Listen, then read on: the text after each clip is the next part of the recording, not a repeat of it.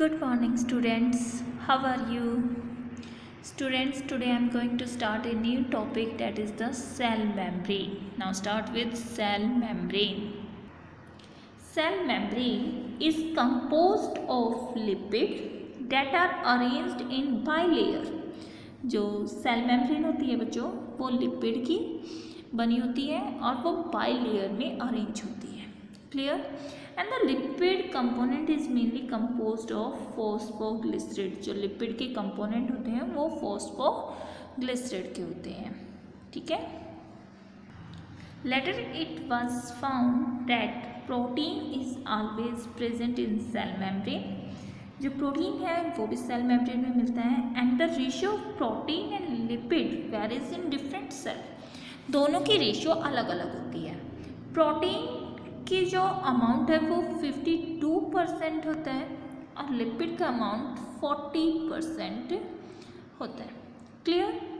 अब ये कह रहा है मेम्ब्रेन प्रोटीन में भी इंटीग्रल और पेरिफेरल. इंटीग्रल्स मीन्स जो जैसे ये हमारी बाइलेयर है तो यहाँ बीच में इस तरह से प्रोटीन की प्रेजेंस इंटीग्रल प्रोटीन होता है. और पेरिफेरल, इफ़ ये सरफेस पे आके इस तरह से अटैच हो जाएंगे तो हम उनको पेरिफेरल प्रोटीन कहेंगे. क्लियर? अब कह रहे हैं इंटीग्रल प्रोटीन रिमेन ब्यूरिड इन मेम्ब्रेन, जो मेम्ब्रेन के अंदर तक चला जाए. And peripheral protein lies on the surface. इसको एक्सटेंसिंग प्रोटीन भी कहा जाता है. क्लियर बच्चों? अब कह रहे हैं सिंगर एंड निकोलसन 1972 में एक मॉडल दिया. उस मॉडल का नाम था फ्लूइड मोज़ेक मॉडल, जो इसकी फ्लूइडिटी को रेफर करता है. ठीक है, कि फ्लूइडिटी मीन्स किस तरह से ये एक्सचेंज करती है मटेरियल्स को, come from outside and inside. And according to this model the quasi fluid nature of lipid enables later movement of protein within the bilayer of lipids. Now we discuss about the structure of cell membrane. Student, this is the structure of cell membrane or plasma membrane. This is the two layer. This is the one layer and this one is the second layer. These two layer are made up of lipids, and so this membrane is known as the bilayer. 1 and 2 bilayers membrane structure.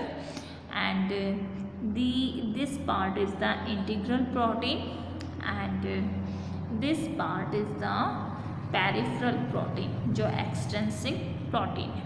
ठीक है. and this one also the protein structure, जो integral protein है, पूरे इस membrane के अंदर से क्या कर रहा है, एम्बेडेड है, ब्यूरेड फॉर्म में. And this one structure is sugar. ठीक है. अब स्टूडेंट हम इसके फंक्शन करते हैं सेल मेम्ब्रेन के. The main function of plasma membrane is transport of molecules across it.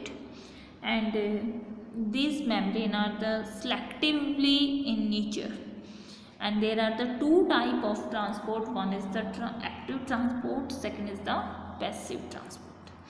In case of the passive transport, the cell do not spend any energy.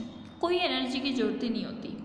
But in case of active mode में लाने के लिए sales को energy की ज़रूरत होती है. ठीक है.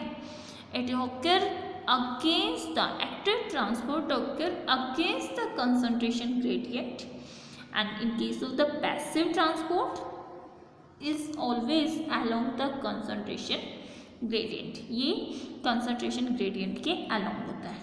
It means higher to lower concentration. ये higher से lower की तरफ movement करता है इसे. ठीक है.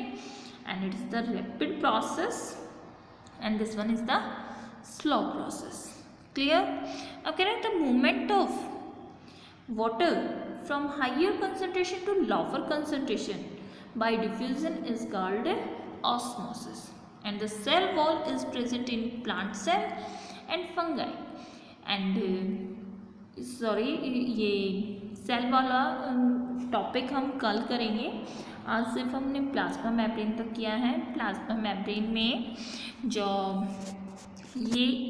स्ट्रक्चर है हमारा, ये इसमें ये दिखाता है कि इस तरह से फॉस्फोरस ग्रुप और इसके साथ हाइड्रोफोबिक टेल जुड़ी होती है। ये हाइड्रोफिलिक हेड होता है ऊपर वाला फॉस्फेट ग्रुप, ये लिपिड्स पार्ट है। तो इनकी अरेंजमेंट इस तरह से होती है, ठीक है। तो इस टाइप से यहाँ पे बाइलेयर नज़र आती है। और ये क्या करते हैं कि हाइड्रोफोबिक टेल है जैसे ये, तो ये वाटर की मूवमेंट नहीं होने देती, ये दूसरे सब्सटेंस को भी सिलेक्ट करती है, तब अपने अंदर से पास आउट करती है। पास आउट करने के लिए हमें यहाँ पे चैनल की ज़रूरत होती है। तो यहाँ पे एक इस तरह से यहाँ पे चैनल बन जाते हैं और ये चैनल्स क्या करते हैं कि ये एक्टिव ट्रांसपोर्ट शो करते हैं, जो यहाँ से कोई सब्सटेंस लेंगे और इधर पास आउट कर देंगे। तो इसमें सबसे अच्छा एग्जाम्पल होता है सोडियम पोटाशियम पंप। क्लियर बच्चों? And now thank you and have a nice day students.